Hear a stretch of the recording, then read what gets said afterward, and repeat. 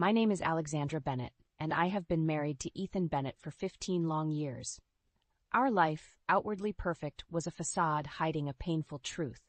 It was a chilly evening in November when my world began to crumble.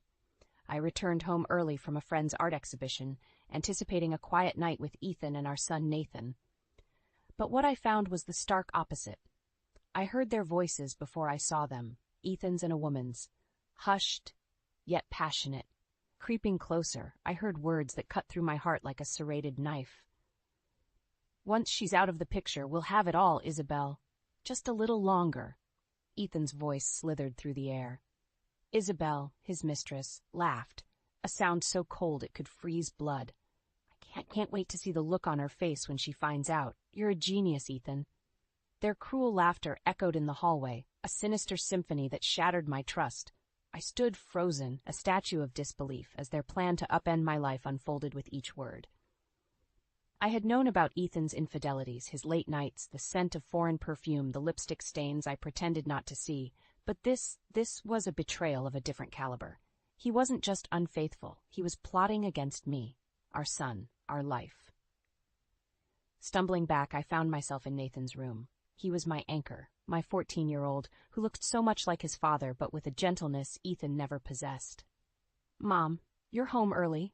Nathan's voice was tinged with surprise. "Is everything okay?" I forced a smile, my heart breaking in silence. "Everything's fine, honey. Just tired, that's all." I couldn't burden him, not yet. Not until I understood the full extent of Ethan's treachery. That night, as I lay in bed next to the man who had just vowed to dismantle my life, a plan began to take shape in my mind. Ethan thought he could discard me like an old toy, but I was not going to be a silent victim in his cruel game. The stakes were high, but I was ready to play. This was not just about me anymore, it was about Nathan, our future, and the justice we deserved. Ethan Bennett was about to learn that every action has its consequences, and I was going to be the one to teach him that lesson. Eleanor, my mother-in-law, was the unexpected ally in a house divided by secrets and lies. Despite her son's despicable nature, Eleanor's affection for me and Nathan had always been genuine. She was the first person I confided in about Ethan's betrayal. In the privacy of her quaint living room, with its floral curtains and the aroma of freshly brewed coffee, I found the courage to speak. "Eleanor, Ethan is planning to leave me for another woman. He's been plotting this for a while." Her reaction was a mix of anger and sorrow. "That boy has always been selfish. But this, Alexandra, you and Nathan don't deserve this." Eleanor's empathy was a balm, but it was her next words that sparked a fire within me. "We need to protect you and Nathan. Ethan can't just get away with this." The conversation turned to action. We needed a plan, one that would expose Ethan's true colors and safeguard our future. It was a game of chess, and we were 2 moves away from checkmate. Meanwhile, Nathan's bond with his father was disintegrating. I overheard their conversation one evening, a dialogue laced with disappointment and unspoken accusations. "Why are you never home, Dad? You missed my soccer game again." Nathan's voice was a mix of hurt and accusation. Ethan's response was dismissive, his usual defense mechanism. "Business, Nathan. You'll understand when you're older. Priorities, son." But Nathan was older than his years. "Mom's always there. Are we not your priority, Dad?" The conversation ended with Ethan walking away, a cowardly retreat from a confrontation he couldn't win. Nathan's eyes, so much like his father's, yet filled with a depth Ethan never had, met mine. We didn't need words. Our resolve was unspoken. Eleanor and I continued to weave our web. We gathered evidence, bank statements, photographs, and messages. Every piece was a testament to Ethan's betrayal. Our plan was taking shape, a strategy not just for revenge, but for justice. As I tucked Nathan into bed that night, his innocent face asleep in the moonlit room, my resolve hardened. This was no longer just a battle, it was a war for our dignity, for our future. Ethan Bennett, in his arrogance, had underestimated the strength of the bonds he sought to break. He was about to learn that the ties of kinship were stronger than his web of lies. The morning I decided to confront Ethan was draped in an eerie silence. I had rehearsed this moment in my mind, but nothing could prepare me for the reality of it. He was at the kitchen table, his back to me, engrossed in his phone. Without a word, I slid the envelope across the table. It contained the irrefutable evidence of his infidelity, pictures of him with Isabel, receipts from extravagant gifts, and damning messages. Ethan's reaction was a cocktail of shock, denial, and then, disgustingly, amusement. "You've been snooping around, Alexandra? Is this some sort of joke?" His attempt to downplay his betrayal only fueled my resolve. "This is no joke, Ethan. You've been planning to leave me for Isabel. I know everything." For a moment, Ethan's facade cracked, revealing the coward beneath. "Alexandra, let's be reasonable. We can sort this out." "Sort this out?" I echoed, my voice rising. "You want to abandon your family for your mistress, and you think we can sort this out?" The room was thick with tension, a tangible force that seemed to suffocate any remnants of love we once shared. Ethan's next words were the final nail in the coffin of our marriage. "Alexandra, you're overreacting. Isabel understands me in ways you never could. I need someone younger, more vibrant." His words were a slap in the face, a confirmation of every fear and insecurity I had ever felt in our marriage. But they also ignited a fire within me, a fire of defiance and strength. "Vibrant?" I retorted, my voice steady despite the storm raging inside me. "Is that what you call betrayal these days?" It was clear then that there was no salvaging our marriage. Ethan had made his choice, and it was not me, not us. I left the room with a newfound determination. I would not be a victim of Ethan Bennett's selfish whims. The days that followed were a whirlwind of activity. Meetings with lawyers, discussions with Eleanor, and late-night planning sessions. We were building a case, not just for divorce, but for justice. And then came the health scare, a routine checkup that turned into a series of tests, the results of which left me reeling. "Possible breast cancer?" the doctor had said, her voice a blend of professional detachment and sympathy. I was stunned, my mind a chaos of fear and uncertainty. But amidst the turmoil, a plan began to take shape. A plan that would expose Ethan's true nature once and for all. "We'll tell Ethan about the diagnosis," Eleanor suggested during one of our strategy meetings. "Let's see if there's any humanity left in him." It was a gamble, but one we were willing to take. Ethan's reaction to my potential illness would be the ultimate test of his character. It was a test I was almost certain he would fail. The day we decided to reveal my diagnosis to Ethan, the air in the house was thick with anticipation.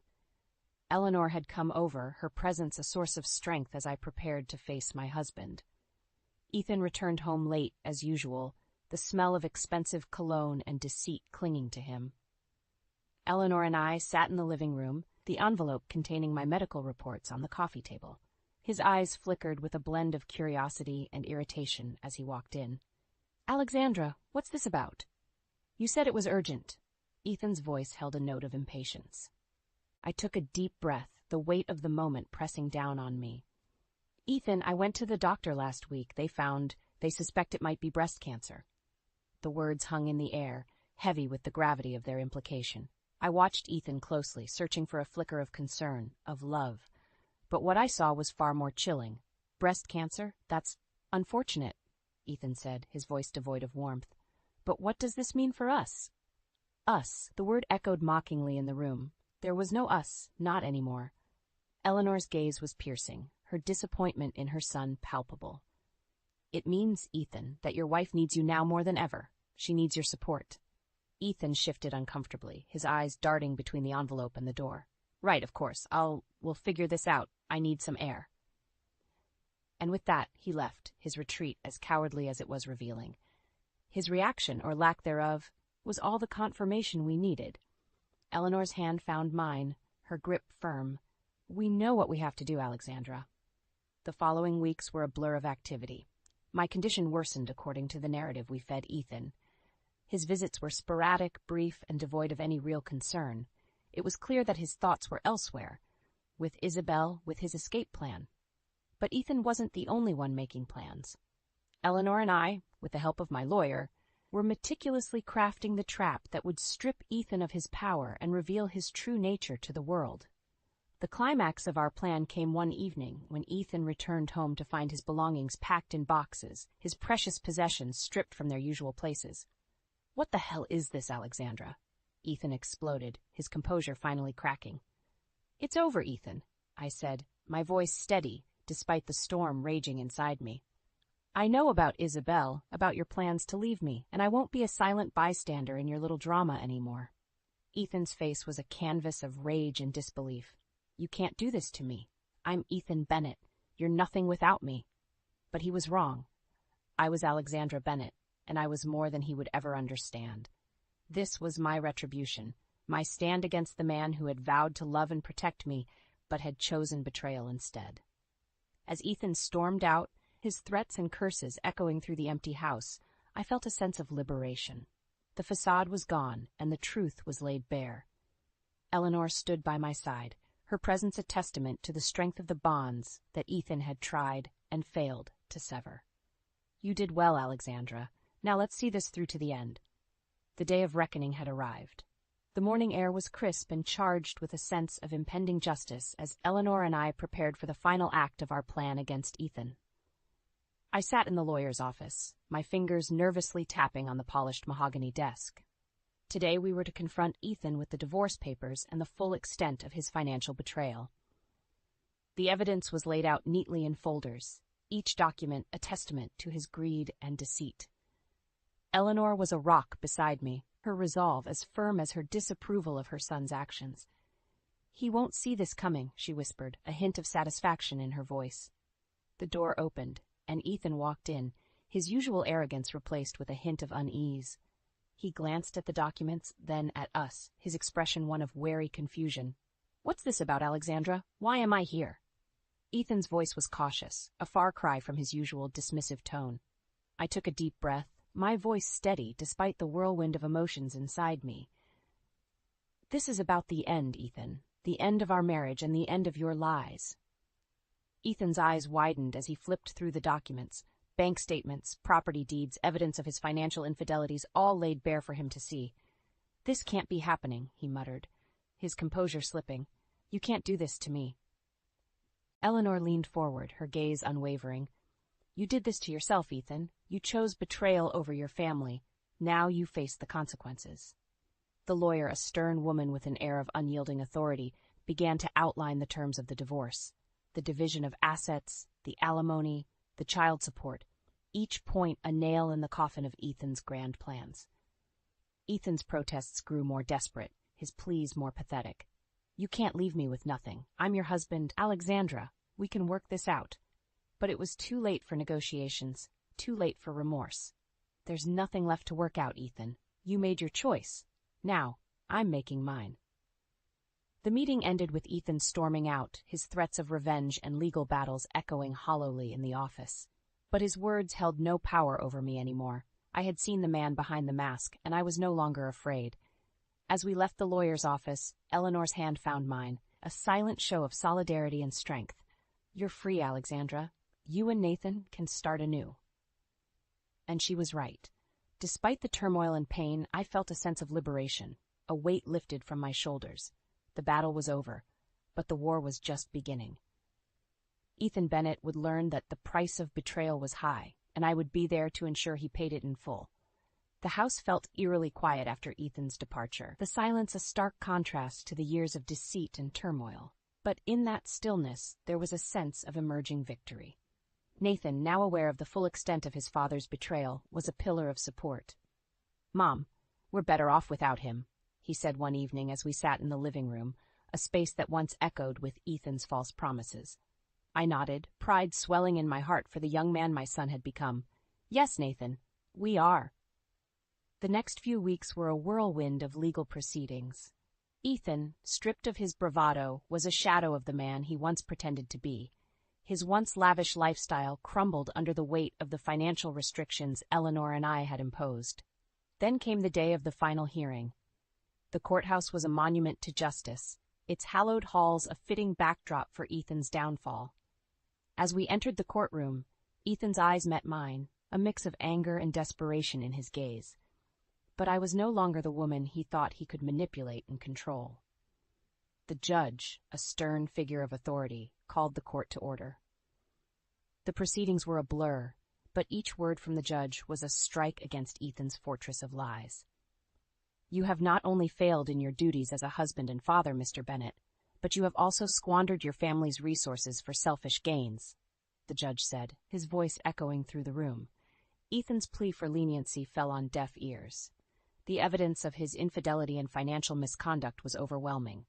The judge's verdict was swift and unyielding.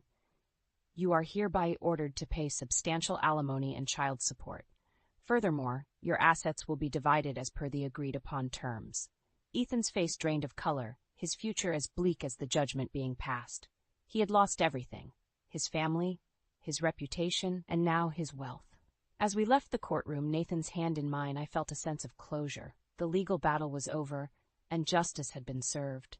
Ethan's reign of deceit had come to an end, and with it, the chapter of our lives that he had tainted. We stepped out into the sunlight, the world seeming brighter, more hopeful. Nathan looked up at me, a smile on his face. Mom, we did it. We're free. Yes, we were free. Free from Ethan's lies. Free from the shadows of the past. It was the beginning of a new chapter, one filled with hope and the promise of a brighter future. Ethan Bennett had learned the hard way that the wheels of justice, though they grind slowly, grind exceedingly fine. The days following the court's decision were a time of reflection and renewal. The house, once a battleground of secrets and lies, now resonated with the promise of a new beginning. Nathan and I spent our days planning for the future, a future unmarred by Ethan's shadow. One afternoon, as the golden light of the setting sun filled the living room, Nathan turned to me, his eyes thoughtful. Mom, do you ever regret it? Marrying Dad, I mean. I paused, considering the weight of the question. No, Nathan. Despite everything, I don't regret it. Your father gave me the greatest gift, you, and through all this, I've found a strength I never knew I had. Nathan nodded, understanding reflecting in his eyes. I'm proud of you, Mom. You stood up to him, fought back. It wasn't just for me, Nathan. It was for us, for our future, I said, reaching out to squeeze his hand. In the weeks that followed, news of Ethan's downfall spread. His reputation, once that of a successful businessman, was now tarnished beyond repair. But our focus was no longer on Ethan's fate. It was on rebuilding our lives. Eleanor remained a constant presence, her support unwavering. You've both been so strong, she said one day as we shared a quiet lunch. I'm sorry Ethan couldn't be the man you deserved, Alexandra. Eleanor, you've been more than family to me, I replied, gratitude welling in my heart. You and Harrison have shown us kindness and love, more than I could have asked for. As the seasons changed, so did our lives. Nathan excelled in his studies, his resilience shining through, and I found solace in my work, my art, rediscovering passions I had long suppressed under Ethan's shadow. One evening, as Nathan and I sat on the porch watching the stars twinkle in the night sky, I felt a sense of peace. The pain of the past was fading, leaving behind lessons and newfound strength. Mom, what's next for us? Nathan asked, his voice filled with hope. Whatever we want, Nathan. We have a whole world to explore, dreams to chase. We're free to live our lives on our terms, I said, my heart full of optimism. We sat there, mother and son, looking up at the vast expanse of the night sky, our hearts light with the promise of new beginnings. The darkness of the past was behind us, and ahead lay a path illuminated by the light of our courage and love. Ethan Bennett's shadow had been lifted, and in its place was the bright dawn of our new life, a life built on truth, strength, and the unbreakable bond between a mother and her son.